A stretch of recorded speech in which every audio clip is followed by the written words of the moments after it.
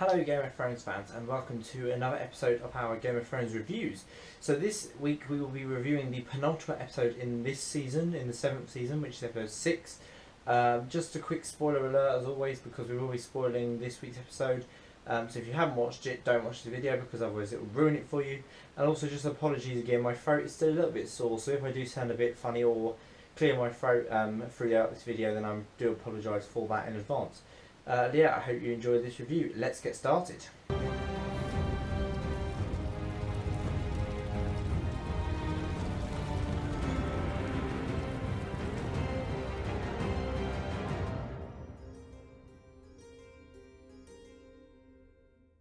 So the episode we're going to be reviewing this week is called Beyond the Wall. It's season 7 episode 6, so it's the penultimate episode of season 7, as I've already said.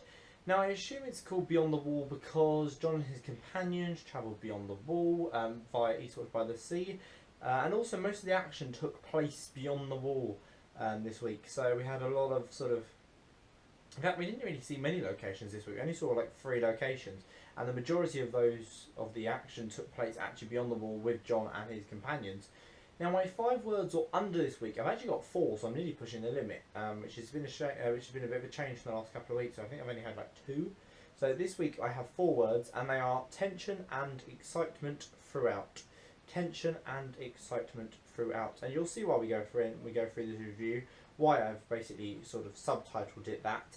And I hope that you will see that and you agree with me about those 5 words, or those 4 words rather.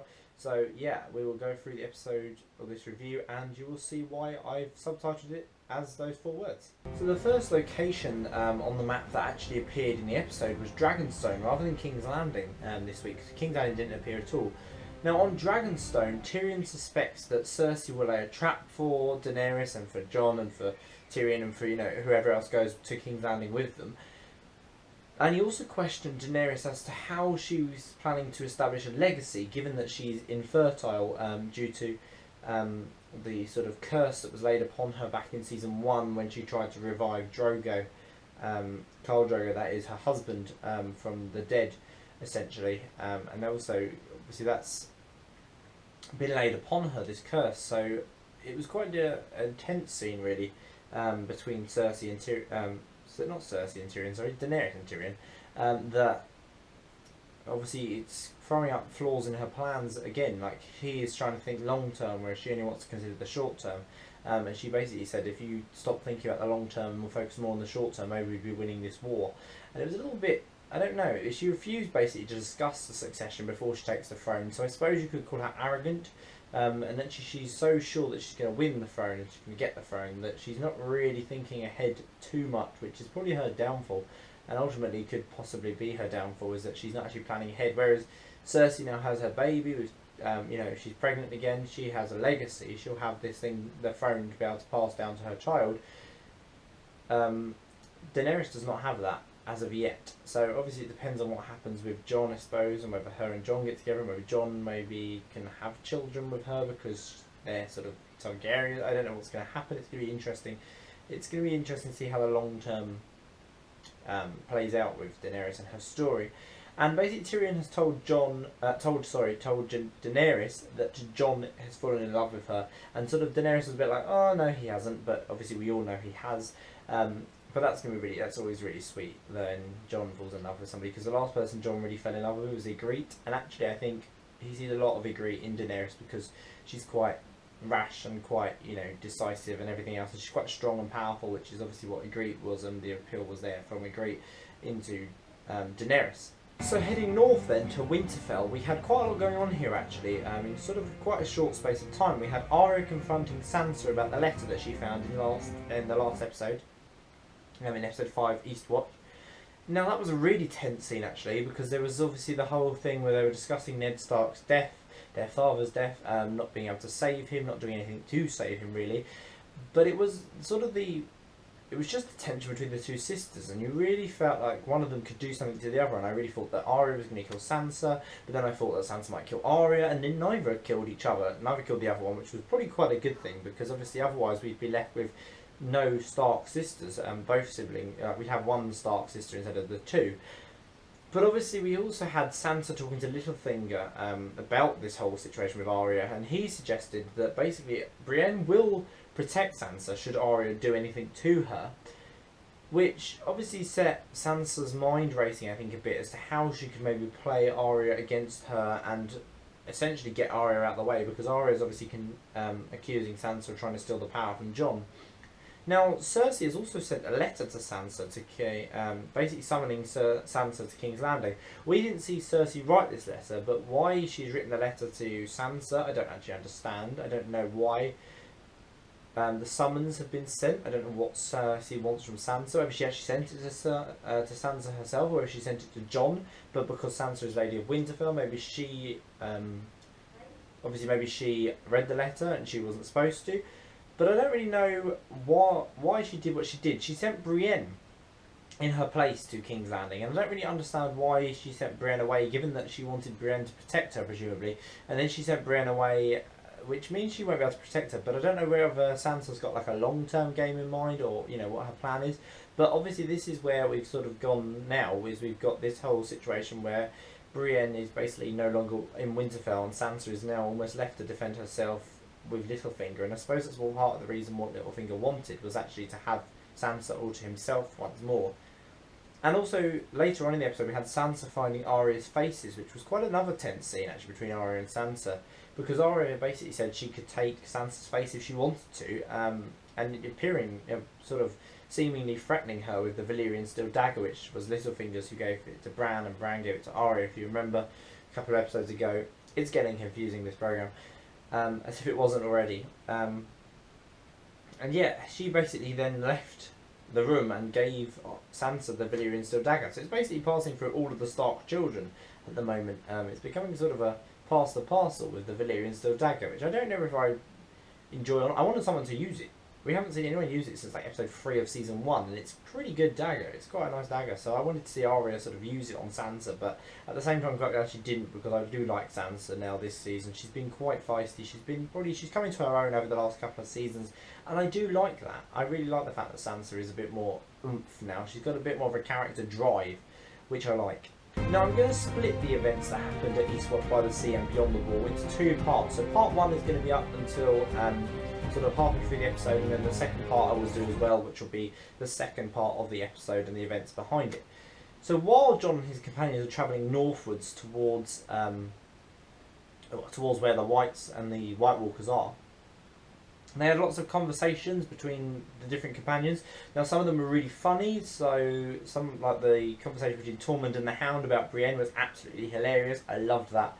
Whole scene was just fantastic. The Hound actually this week has been brilliant, and then also the Hound and Gendry's conversation about being basically Gendry moaning about the Brotherhood without banners, selling him off, and the Hound and saying to Gendry about Beric Dondarrion.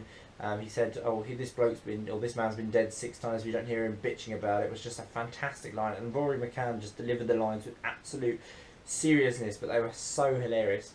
And obviously we had some serious conversations as well. One of the ones that stands out in my mind is the conversation between Jon and Jorah about Longclaw, and actually how Jorah had brought shame to his family, to his father, so therefore Jon basically deserved it more than he did. And I thought it was a really touching scene to see that, that Longclaw actually stayed in Jon's possession. Now the snow bear attack that happened, I was completely unexpected. It was intense, it was scary, but it was also brilliant. And obviously Forrest was injured, but his wounds were cauterised by Beric Dondarrion and his flaming sword. Where did the flaming sword come from, actually? That's one thing I just have a thought about, is where did the flaming swords come from? Because the flaming swords just seem to have appeared. He had a flaming sword back in like season 2 when he fought, or season 3 when he fought the Hound. But I thought that was only because it was in the fire. He had to put it in the fire to do it. But now suddenly they seem to just be able to run their glove along the flames, and it was suddenly, there. Now Jon destroyed a White Walker, and basically all but one of its group collapsed into death. So we assume that if a White Walker is killed, then all of its people that it's turned into whites just collapse and basically become just inanimated again. And basically the last White who was still left alive was captured by Jon and his companions, which is obviously what they set out to do. Now they sent Gendry back to Eastwatch to send a raven to Daenerys. However, the others basically were trapped in the middle of a lake, of a frozen lake should I say, by an army of Whites, and 4 others did die from his wounds that he'd suffered at the hands of the snow bear attack, or rather at the mouth of the snow bear. So yeah, Forrest is now dead. So that's the end of part 1. So we'll just move on to part 2. I'm going to show the Eastwatch by the Sea animation again, just to show you, obviously just to remind you where we are actually in terms of the geography and the location on Westeros. So yeah, part 2 of this episode, we had Gendry reaching Eastwatch and basically sending out the raven. Obviously the raven got sent out to Daenerys. Daenerys flew north with her dragons, and I must say actually, part of this sort of, just a sort of side note, her outfits this season have been absolutely incredible. I think that the fact that she has this dragon sort of necklacey brooch thing is just beautiful, and the beautiful like fur-lined sort of outfit she was wearing for this episode, that when she flew north, obviously to keep herself warm, was beautiful. She looks stunning in it. Anyway, enough about her outfits. We're not a fashion show. We're talking about the episode itself, the events that took place, rather than the fashion. We could do a separate video on the fashion and the actual authenticity of this world. Anyway, the Whites basically attacked Jon and company, Jon and co, whatever you want to say. Daenerys came along with her dragons and completely obliterated the Whites. She burnt loads of them, which was a fantastic scene to watch. Although the fire actually in that episode, I didn't think it was quite as believable as the fire from episode 4, The Spoils of War. However, it was still a great battle sequence that was just beautifully shot. Viserion actually was killed by the Night King with an ice spear. Cried because one of the dragons had been killed, and I didn't think the dragons would ever be killed. Everyone but Jon basically escaped on Drogon with Daenerys, and Jon stays behind because he got dragged into the water by Whites. However, his uncle Benjen arrived again. Benjen's just seemed to pop up now beyond the wall when he's needed to save one of the Stark children. Or rather Jon Snow this time, but he basically gave his horse to Jon. Benjen basically fell to the Whites, which was really a shame actually, because I like Benjen and I hope he's not dead, but if he is, well, he's not really made a massive difference to the storyline in the whole of the series, so he probably won't be missed that much. And Jon escaped back to Eastwatch. Now after that we saw Jon recuperating aboard a ship. Daenerys basically agrees to fight the Night King with him, which was a beautiful scene. It was all lovely, you know. Daenerys and Jon were holding hands, it was beautiful, and we loved seeing them two together. Now the ending. Let us discuss the ending very briefly, because I haven't got too much time left. I don't want to make this video too long, but I could talk about this for hours. The Night King reanimated Viserion. Basically, he now has a dragon, a White Walker dragon, I might add, in his army. Westeros has basically gone to pot. We have absolutely nothing left now that could shock us. I think that's the most shocking thing that can ever happen, is that the White Walkers now have a dragon in their army. Basically, the continent is completely screwed. Yeah, that's all I'm going to say about the ending. Is just I cannot wait to see how the Night King uses this. Whether he will ride Viserion, what will happen. This is going to be an interesting development next week. I cannot wait for the season finale to see what happens and see how he uses this. If we get to see it at all, we might have to wait till season 8 to even see the Ice Dragon being used. But I cannot wait to see it. So my overall conclusion then of this episode, it was an absolutely fantastic episode. Had me on edge throughout. I was completely hooked from start to finish. The conversations, the battle, the dragon death, and then resurrection. It was all beautifully shot, beautiful imagery. My only criticism, I suppose, would be that the battle could have been longer, because the episode obviously had an extended length. I mean, not by much. It only really extended sort of 10-15 minutes on the end. But also, I suppose, if we hadn't have had those 10-15 minutes, none of the events at Winterfell and Dragonstone could have taken place. And actually, Winterfell gave us some of the best scenes we've ever had at Winterfell between the Stark children. And also, but I basically just loved every aspect of it that actually took place, other than the battle could have been slightly longer. But I basically loved it despite the absence of Jaime and Cersei. And I was really surprised at that, because I thought when I didn't see them on the title sequence, I was a bit like, oh, Jaime and Cersei aren't in it. And I love those two characters, but they weren't in it, so I was a little bit disappointed at first. But actually, they weren't really needed, and actually, it didn't make a huge amount of difference to the episode that they weren't in it. Now, my overall rating, because of the fact that I loved it, but because obviously there was slightly too short for me, the battle, it could have been extended slightly in length. I'm going to give this episode a 9.5 out of 10, which is in no means a reflection of previous episodes that have been this good. It just means that this episode for me has probably been my favourite of the season so far, and it should be because it's our penultimate episode, and the penultimate episodes of each season of Game of Thrones are normally pretty fantastic. You know, we've had like Baelor and the Watchers on the Wall and Blackwater, Reigns of Castamere, Dance with Dragons, Battle of the Bastards. We've had all of those 6 so far, and then this one, Beyond the Wall, has been added to that list of fantastic episodes that always seem to shock, surprise, but also make us admire the show even more so, but hate it at the same time because they take away some of our favourite characters. But never mind all of that. That is the review over. Yeah, so that is my review for this episode of Game of Thrones. I really hope you've enjoyed it. If you did, please give it a thumbs up, and also remember to subscribe below. As I keep saying every week, there's lots on my channel page you can go and check out. Find something you like, find something you don't like, whatever, have a look, see whether you like any of it. If you do, why don't you have a watch? Yeah, so I hope you will have a great time over the next week, and wait, hopefully not too long. I mean, it's only sort of 5 days away.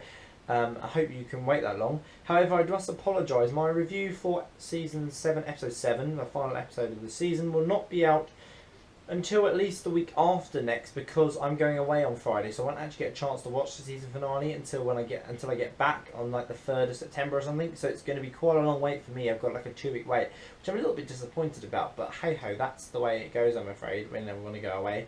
So yeah, I will see you all very soon, hopefully in a couple of weeks' time. Until next time, goodbye.